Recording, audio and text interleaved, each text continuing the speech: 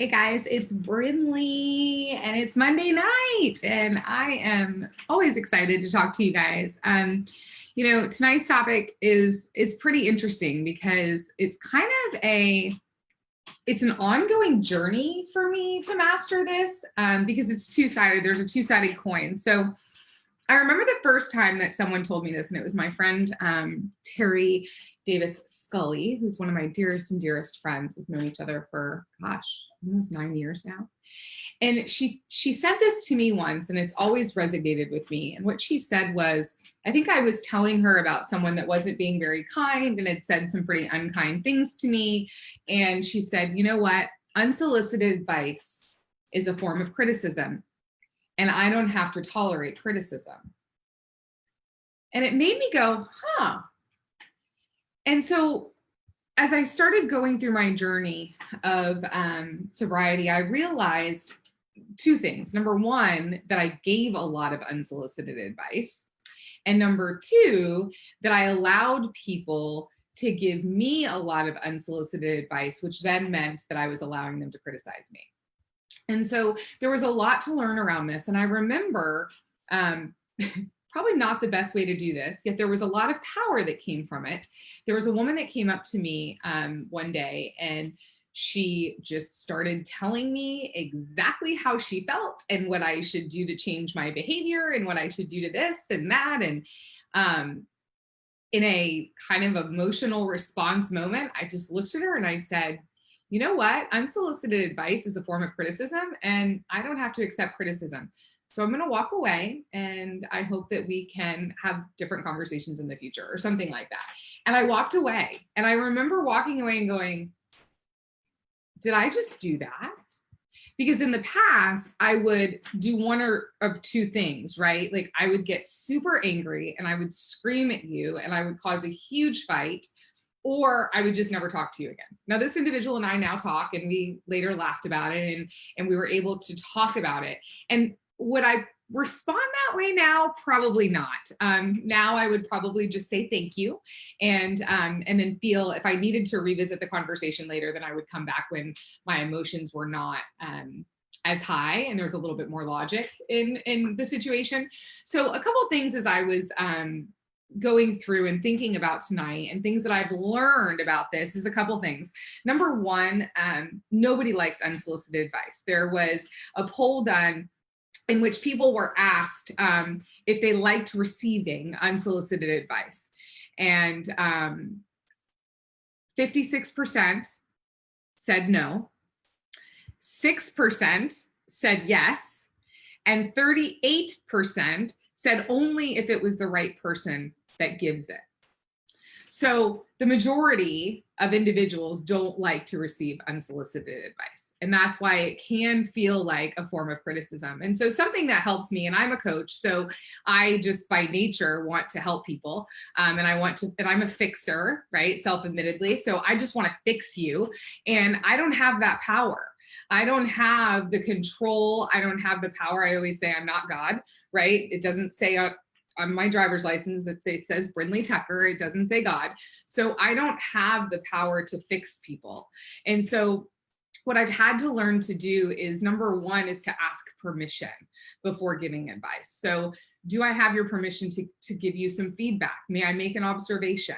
And this gives the individual the space to say, I'm not in a good place for that right now, or it may not be well received.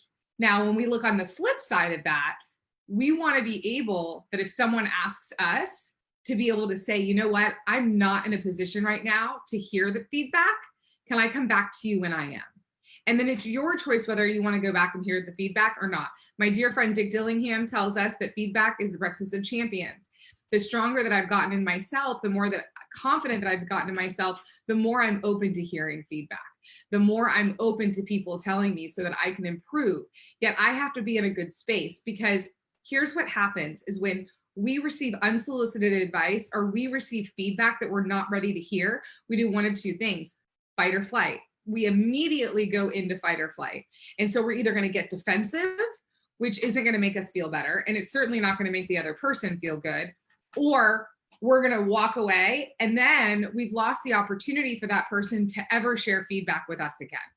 One of my best friends is a very high driver like myself, and she will say things and they will just make me like want to cringe inside. Yet I also know she's right. And that's why it bothers me. Right. And so for me, it's always helped to ask permission. Number two, don't ever start with, may I be honest? Because if you start with may I be honest, the first question that comes to my mind is, well, when are you not honest? So you may just open it by asking the question, may I share something with you? May I provide you some feedback? May I make an observation? Maybe, may I share something that, a pattern that I've noticed? So changing that, or may I be candid with you instead of the word honest? Most people, the advice is coming with good intent, yet, however, a lot of times when people are giving unsolicited advice, it's to serve their own self-interest. My friend Diana Kokoska taught me that a lot of people just want to look good and be right. And for a long time, that's what I wanted to be. I wanted to look good and I wanted to be right. And I wanted to be the loudest in the room. And I wanted to tell everyone what I knew. And it still comes because that's one of my my challenges and my opportunities for growth, yet it doesn't come as often. And I've learned to appreciate getting in rooms with people that are smarter than me so that I can listen to them, so that I can hear them. And also realizing that I've earned the right to be there and that I can use my voice. I had a conversation with a friend yesterday, and I'm just going to be vulnerable. Like, there were things that were bothering me and I didn't know why. And I just reached out to her yesterday and I said, you know what? I really want to spend some more time getting to know you. Clearly there's a reason. And I hope you don't take this the wrong way, but sometimes I'm annoyed by you. And I know it has nothing to do with you. It has everything to do with me. And everyone is our mirror. Right? So when I see something in someone else, if I get upset because someone else is giving me feedback I don't want to hear, that's because A, it's probably true, or B, I'm seeing in myself or seeing in them something that I have in myself that I'm just not ready to confront. And so by having these open dialogues and being able to speak my truth and say, you know what, like, this is on me and I don't want to feel this way anymore. And how, by being honest with you, and her and I were able to talk through it. She gave me some awesome resources that I'm going to read that really helps me. And we're going to spend some time together. And so I think it can work on both sides. Like, am I not wanting to hear the advice? Am I not wanting to approach the person? Am I looking for reasons not to like the person, to go into that flight when really there's something going on inside of me? And then also asking yourself, when I constantly want to tell people what to do, is it because I want to prove myself. I want to feed my ego. I want to look good and I want to be right. Winston Churchill, who I love, said, you will never reach your destination if you stop and throw rocks at every dog that barks. And I love that, because sometimes unsolicited advice and advice coming from a lot of different people, you ask 100 people the same question, you're going to get 100 different opinions. And sometimes those can be distractions. So really it's the solicited advice needs to come from people that you know, that you trust, and that have your best interest in mind.